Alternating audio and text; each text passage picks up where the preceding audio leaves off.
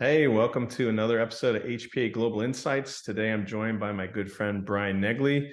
Brian is the U.S. advisor for early data, and today we are going to jump into kind of a deep dive into 2022 China's cross-border e-commerce. Going to cover Tmall, Jingdong, VIP, Pinduoduo, a bunch of other ones. So a very complex and complete look at the whole cross-border e-commerce system. So welcome, Brian. Brian, how's it going? Very good. Thanks, Jeff. Great to be here. How you doing? I'm doing well. Last week we had a deep freeze here, so I'm thawed out. So let's get going. I don't want to keep everyone. This is going to be like a 20, 30 minute kind of dive into this world. So I'll give it to you. You share the screen and let's get going. Okay, great. So, hi everyone. So again, my name is Brian, and I work with Early Data. Early Data is a Shanghai-based e-commerce marketing intelligence firm, and I'm going to show you our health supplements data. We'll be looking specifically at the year 2022 in review. So just a few things up front. This is data through December 2022. We measure data every month, so we'll be looking a lot of times at 12 months versus 12 months, things like that. So the latest period is December 2022. We cover a number of platforms. Jeff mentioned them, but they're all here. So the major Chinese e-commerce sites, Taobao, Tmall, Jingdong, et cetera. We also split our sites between domestic and cross-border because, as you're probably well aware, if you're watching this video, what products those sites might carry will be different. We cover roughly about 90% of Chinese e-commerce health supplement sales. We don't cover everything, but we cover quite a bit. Year analysis, again, as I mentioned up top, kind of year on year is what we'll be looking at a lot. We get sales figures where available. Basically, that's the Alibaba sites, and the other sites we estimate. Okay. So let's take a look at it and see what we can see. Okay, so just right off the top, we'll look at the total market, and we'll look at it on a sales value and a sales volume basis. Sales value would be renminbi. So over here on the left, we can see in the blue that the market grew. We reported double digits, 10.3% growth in 2022 versus 2021, and about the same thing on a volume basis, still double-digit growth. So long story short, the health supplements market online was really healthy. The China GDP, as everyone knows, slowed down and grew about 3%. In 2021, health supplements grew 17.8 and 16.6% respectively, but still the growth in 2022 was really solid. Okay. I'm going to go back up. And if we split those sales, I'm going to look at a value basis here. We split those sales among the platforms that we talked about. Tmall is the leading platform, should be no surprise, followed by Jingdong, then Tmall Hong Kong and Jingdong Worldwide. Those four combined account for almost 75% of the market. However, you can kind of see these arrows over here on the right. As you can see, whoops, I'm going to go back. As you can see, Tmall sales, even though they're the biggest, they declined. So that's probably one of the big storylines. Tmall's the biggest platform contributor in terms of sales, but they declined. That green arrow over here, Jingdong went up. Okay, Tmall Hong Kong went up a bit. Jingdong Worldwide went up more. Long story short, Jingdong Domestic and Jingdong Worldwide gained on their respective Tmall and Tmall Hong Kong counterparts. VIP, Pindo, those smaller platforms, they grew a lot. Okay. So as a result, if we just look at share over the last 3 years and see how that's trending, the big story again is what I did mention last slide. Tmall Domestic, that bottom blue set of bars, really dropped. They dropped 5 points, and that's a pretty big drop. They had 25.5 share in 2021, and they dropped all the way down to 20.5. Who gained share? JD Domestic. They went from 18.1 to almost 20%, 19.7. And that one at the top, Pinduoduo Domestic, they've been growing really fast. They grew, if you look at the last few years, 3.2, 4.1, 6.2. So they've doubled share in just a couple of years. So they're growing fast. Okay. Another way we can split the data is just domestic versus cross-border. There's not much of a story here versus 2021 versus 22. Basically, domestic 56 to 55.8, 44 to 44.2 for cross-border, 2021 versus 2022. Not much of a change. We did see domestic inch up a bit 2020 to 2021, but pretty much holding the respective shares. Not a big change here, with domestic selling a little bit more than cross-border overall. Now we're going to drill down, just look at that storyline that I talked about before. Tmall domestic versus JD domestic. And also I've done here, as I've said, let's just look at Tmall versus JD domestic and get rid of everything else. So these shares are just share of domestic Tmall plus JD domestic, and that's it. So if you go back a few years, and these are month-on-month share numbers, you can see this red line, which is Tmall share, is much bigger than this blue line, which is Jingdong share, which means way back in 2020 and through early 2021, Tmall dominated Jingdong. They were just much bigger. Then when we get here, kind of middle of last year, particularly during the promotion periods of 6/18 and the Double 11 festival, Jingdong starts to close. Tmall still winning, but Jingdong starts to close. If you look at the last few months of this year, you can see those red and blue lines kind of exchange with each other.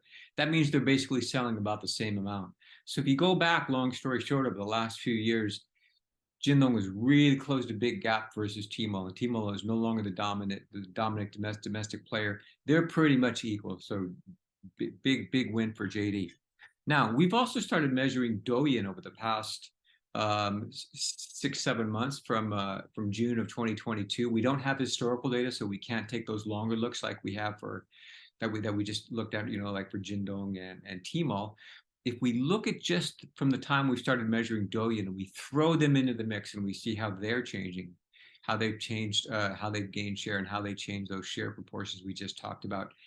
Douyin, and they're the blue ones at the bottom, they're actually the leading share if you just look at that last period. So if you go back when we started measuring, they're about 20, they go up, they go down in 11 right here, they drop back down. But this last period, they sell more than Tmall or JD. So as we get more data on Douyin, our picture will be more complete, but they're actually the true winner. So as I said slide before, JD gaining on Tmall for sure, Tmall declining. Overall, though, Douyin as a platform domestically is the leading platform in terms of what we measure. Okay, now I'm going to switch to cross-border. I'm going to look at that same focus of JD versus Tmall. Just make it a JD worldwide versus a Tmall Hong Kong world, and forget everything else because they're the dominant cross-border platforms. Blue is the Tmall, red is JD. Kind of go back here. It's not the clear story that we saw in domestic where Tmall was really beating JD. For the most part, Tmall was bigger. If you go back a year and a half, 2 years, with some periods where they were kind of equal. If you look at the last 7-8 months of this year, though, those numbers are pretty close to each other. So similar story as domestic, JD gaining on Tmall, okay, but not as dramatic as what we saw in domestic. But here again, JD making gains, and it kind of goes back to those growth numbers we saw earlier on. Both JD worldwide and JD domestic are outgrowing their counterpart, Tmall counterparts. Okay, we do have a Douyin global. They're also gaining share. They're these blue guys up here. They go from 12 to 15, etc. They wind up in the last period at 17.2. This means Douyin global or cross-border is also growing. Now they're not the leader like they are in domestic, but they're growing. Okay, so you still have Tmall as the largest, and followed by JD, with Douyin a number 3, but they're fast and growing. So it'll be interesting to see if they can continue to grow fast, just like their domestic counterpart. Okay, so that was a look at platforms. Now we're going to shift and look at manufacturers and see who's kind of winning and losing there. For a long time, there's been a top 2 in manufacturers, and that's been Hawley and Hazel, which is basically the Swiss brand, and By Health. If you go back a few years, By Health has been number 1 for a long time. We've been measuring this category since about 2015. By Health has always been the number 1 share leader, and that was true back in early 2021. This purple line basically eclipses the green line, which is Hawley and Hazel, again, the Swiss brand. When you get to later 2021 and early 2022, you can kind of see that the green line eclipses the purple line. Hawley and Hazel, again, the H&H, the Swiss brand, pushes up past By Health. They start to push that distance, and then for almost all this year, that green line has eclipsed that purple line, with the exception of the last period. Basically, long story short, H&H has taken over share leadership from By Health, and there it is. H&H is number one, BioHealth number two. And you can see BioHealth actually decreased sales. They lost about 2% sales with the category up 10. H&F is up 9%. So they grew up about the same as the category at 10%. However, there are some winners in the top 10 that outgrew both those top two. Tong & Tang, domestic player. Denhood, another domestic player. Blackmore is a big international player. Esmond Natural, another international player. Those folks, smaller share, but they all outgrew the top two and they outgrew the market. Tong & Tang in particular, I thought I'd take a look at to see where are they growing, how are they growing. They're growing, so they're basically a domestic player. They are growing on domestic platforms. Not surprisingly, they grew really big on everywhere you see the green circles. Taobao, JD, and particularly Pinduoduo. Pinduoduo 252%, right? Where are they losing? Where are they not growing? Well, no surprise, they're not growing on Tmall. So Tong & Tang kind of mirrors what we see in overall platform performance. Okay, where you see Jingdong really growing fast, Tmall not growing as well. Tong & Tang rode that was one of the manufacturers that rode that Jingdong growth and rapidly grew. Okay, and this just kind of charts their sales on the top three. Tmall's kind of that light blue in the bottom. This is Tong & Tang sales over the last few years. You can kind of see if you go back in 2021, this blue wave is pretty high, but then it just dives, comes back a little bit, but it really dives early in 2022. Whereas this red clump picks up, and that's JD sales, and then this light green clump picks up as well. That's sales on Pinduoduo. So this just illustrates how Tong & Tang has grown on JD and Pinduoduo, even though they've lost sales on Tmall. Okay. One of the reasons why is Jingdong just carries a lot more of Tong & Tang items than Tmall. They have historically, and they added a lot more this year. This is the number of unique URLs. It's kind of a measure of how many products throughout the year, and products kind of come and go online. A lot of promotional seasonal products. But this says in 2021, Jingdong carried about a little bit over 11,000 Tong & Tang products. Well, they more than tripled that to close to 35,000 in 2022. Big support, big push. Okay, and that helped drive the sales.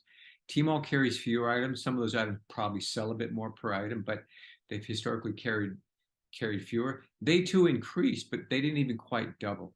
And again, Tong & Tang decreased sales on Tmall. So one of the big reasons is Jingdong is just supporting. It's probably a mutually beneficial relationship. Jingdong's getting more offtake from the Tong & Tang items, and they're responding by carrying more items. Okay, just a real quick look at some of the top five, and we're kind of drilling down into Jingdong and Tmall. These are the top five items on the top on Jingdong and value sales. Same top five items on Tmall. You can kind of look, one is these are kind of different items. They're royal jelly, grapeseed. They're kind of different items that you might not find on other platforms. And you can also see the growth rates. They all grew well into the triple digits. So those are probably newer items that Jingdong carried of Tong & Tang, and they really helped drive mutual growth.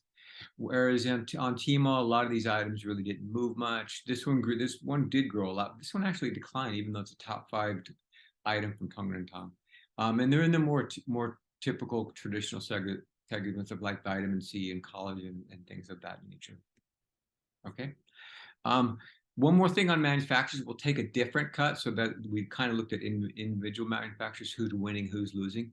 We kind of zoom back out just for a second. We can look at manufacturers from different countries and just clump them all together. Because, before we looked at kind of cross-border versus domestic on platform basis. Now we're on a manufacturer basis. We're just going to look at kind of domestic China versus the products from manufacturers of other countries. So as you can see, Chinese manufacturers are leading. They have about a little bit under a third of the market, 30% of the market. So Chinese manufacturers are leading in health supplements. However, they undergrew the market. Remember, the market grew a little bit over 10%. Chinese manufacturers on the year declined about 1%, whereas products from manufacturers of foreign countries, the US grew about 20, Germany, New Zealand as well, respectively, at about 22 and 36%. So not net foreign manufacturer products outgrew Chinese manufacturers, even though there were some winners like Tong & Tang and Denhoud in the domestic area. Okay, just looking at trends, where did they decline? If you this is just blue in the Chinese versus the US in the red. This is 2021. You can really see earlier this year, and this may have had to do with sales on domestic platforms. It may have been at least in part COVID driven. 9% down versus sales a year ago, whereas the US manufacturers did really well. And then Chinese manufacturers during 11/11 in this past year, they all, as net they declined by 4%. Interestingly enough, 11/11 was sort of subdued this year for a number of reasons. Chinese manufacturers actually declined in health supplements, whereas US manufacturers gained 11%. We'll take one more cut of the data. Now we'll look at segments and functions. Okay, so we're just going to take that same data and slice it a different way. And we're going to look at which ingredients grew and the most and which didn't grow. Okay, probiotics have grown for a long time and they continue to grow. They're the leading segment. Probiotic products have about 13% of the market. One thing I should mention, a lot of products have multiple ingredients, and so we count those 2, 3, 4 times. So we'll duplicate.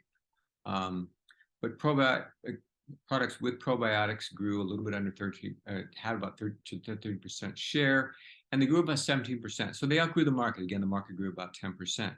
However, other ingredients, particularly notably DHA, fish oil, outgrew both the market and they outgrew probiotics. Okay. Within the probiotic sector, who's growing? Well, just about everybody's growing. These are the top 10 manufacturers in probiotics. You can see the typical market leaders here. Almost everybody grew. This one here declined. The number 8 one declined. Nestle grew a lot, but the top 2 overall manufacturers grew, particularly in probiotics. BioHealth at 19% and H&H at 29%. Nestle grew a lot. They almost doubled sales, even though they're relatively small at number 10 and only 6% share of probiotics. They grew an awful lot. And in particular, their Garden of Life product. This is just Garden of Life sales over the past few years. And you can see it's just a straight line up. So even though they're relatively small, they've had a really nice run in 2022. Again, almost doubling sales in probiotics, particularly behind this product line. Okay. Kind of going back to the probiotics versus DHA and fish oil. Probiotics has been the story in health supplements for a long time. And on the year, as we mentioned, they grew about 17%. If you just look at the second half of the year, growth rate, second half of 2022 versus second half of 2021, you can see that the probiotic growth rate goes down. That means that the growth rate is decelerating. Still growing, but not as fast overall. Okay, so the second half of the year, probiotic products grew 13.4. If you just look at Q4 growth in 2022 versus Q4 growth of 2021, the growth rate's only about 10. So again, probiotics still growing, but at a decelerating rate. If you look at those same numbers for DHA, you'll see a big bump up at the last quarter. So second half of the year, pretty good, but that big bump up in the last quarter. And fish oil grew pretty much the same throughout the year. So those 2 ingredients, smaller than probiotics, have momentum. So the storyline is probiotics is probably still the top ingredient, but their growth rate is decelerating. And this is kind of a story because probiotics has really driven the category for a long time. Okay. Just looking at some of the DHA drivers, these are some products that have driven the DHA growth, respectively, Renhe, Osgood Dairy, Eric Fabre. These are just example products from those 3 manufacturers, just to show you some of the growth going through 2021 and 2022, just to see, you see those lines going up, particularly in the seasonal periods later in the year, they drove sales. Okay, so that's the look at the market, and I'll wrap up what I've talked about just to hopefully cement and reinforce what I spoke about. One, again, and probably most importantly, the market, the health supplements market online in China is healthy. Over 10% a year. It wasn't quite the 17, 18% that we had the year before, but still double digits in 2022 in China for an FMCG product, even online, is healthy, both on a sales value and on a sales volume basis. Both of those numbers are well above 3% GDP, reported GDP growth for the China economy. Tmall, domestic Tmall, and even Tmall Hong Kong, they're both losing, but particularly Tmall domestic suffered. Even the category grew 10, Tmall declined 11.5, so that's a big loss for Tmall. Again, they lost 5 share points this year. Jingdong domestic picked up. Okay, so a clear shift toward Jingdong. They're much more active. They're probably supporting manufacturers more, etc. Also, Pinduoduo the last couple of years has really come up. They're nowhere near the level of, say, Tmall and Jingdong, but they've really grown up. I mean, they've really gained. Okay. When we add Douyin, and Douyin is just a recent addition for us, so we cannot really include it in year-on-year analysis, but when we look at just the last few months since we've started tracking it, it's big. It's as big basically as Jingdong and Tmall domestic. And in the last few months, they not only have they caught up, but they actually surpassed Tmall and Jingdong. So as we get more data, that will become a bigger part of our story. Jingdong worldwide gained ground on Tmall in Hong Kong, in the cross-border market. When we go to manufacturers, Buy Health has been a share leader for a long, long time, but H&H is really now the clear share leader. If you look at late 2021 and all throughout 2022, the share leader, they are the Swiss brand is the #1. Okay. However, there are some manufacturers below that in the top 10 that outgrew both of those. And I mentioned them again. I'll just mention them again. Tong Le Tang, Ren He on the domestic side, Blackmore's has been natural on the international front. Okay, and overall in the year, foreign manufacturers outgrew Chinese manufacturers. Okay, that final cut. Look at the segments. Probiotics has grown a long time in this category. They've been a big part of the growth story. They still are, but that growth is starting to slow down. We saw it fade in the second half of the year, and we saw some smaller segments continue to grow and outgrow, particularly in the second half of the year, probiotics. Examples were DHA and fish oil. Okay, so that's a wrap. I know I went fairly fast, but I just kind of wanted to keep it moving. Hopefully that was of interest. If there's any questions or comments, please feel free to let Jeff or I know. And thank you very much for paying attention. All right, Brian, thanks. That was great. Deep information there. Some surprises.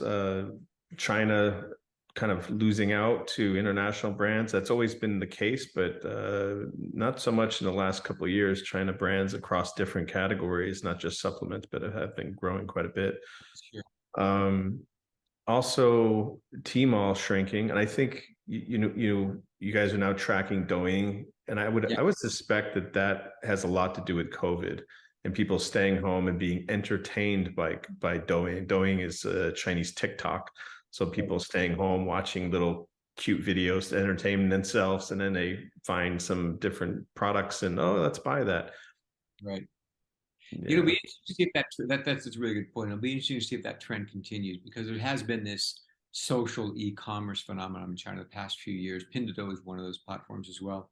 So whether Douyin can continue the momentum they have become not just something that you watch, but a real force in the sales channels will be something interesting to watch as we gain more data. Yeah, well, here I've noticed, I think internationally because of COVID, these short video format entertainment platforms, even YouTube now has shorts and is encroaching on Instagram, and Instagram was encroaching on TikTok, and I think it's a big thing. But when I do look at Instagram here, I do notice there's quite a few ads popping up now trying to sell stuff, especially from Temu, that Chinese platform. I'm not sure if it's affiliated with Pinduoduo, but it's kind of targeting Amazon and selling Chinese inexpensive products directly to U.S. consumers. Yeah, I've heard about that. I haven't tried it yet, but I've heard about that. It's a Temu, so it should be like in pinyin should be Temu, something like that. But there's a lot more ads as you're watching these fun things and kind of targeting people. But anyways, it's good. We'll definitely keep an eye on that. You, the viewers, thanks for tuning in. And Brian and I will be back, in the months to come with some updates for, maybe Q1, Q2, etc. And keeping an eye on the supplement industry in China. If you could do us a favor for this free information and please subscribe to this YouTube channel. As well as the HPA China and HPA Global Insights. We have a free weekly newsletter that kind of keeps you up to date on what's happening in China. I'll put a link in the description below where you can sign up for that. It's a weekly free newsletter. So please do sign up for that. Thank you very much. Again, Brian, thank you very much for your time and insights. Always appreciated. The opportunity was great. Thank you very much. All right, well, take care. Have a great weekend. We'll see you again, Brian. All righty, thank you.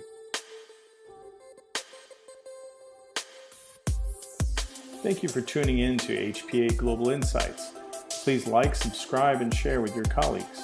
Any questions or suggestions, email us at info@uschinahpa.org. This channel is operated by US China Health Products Association, which is a nonprofit organization.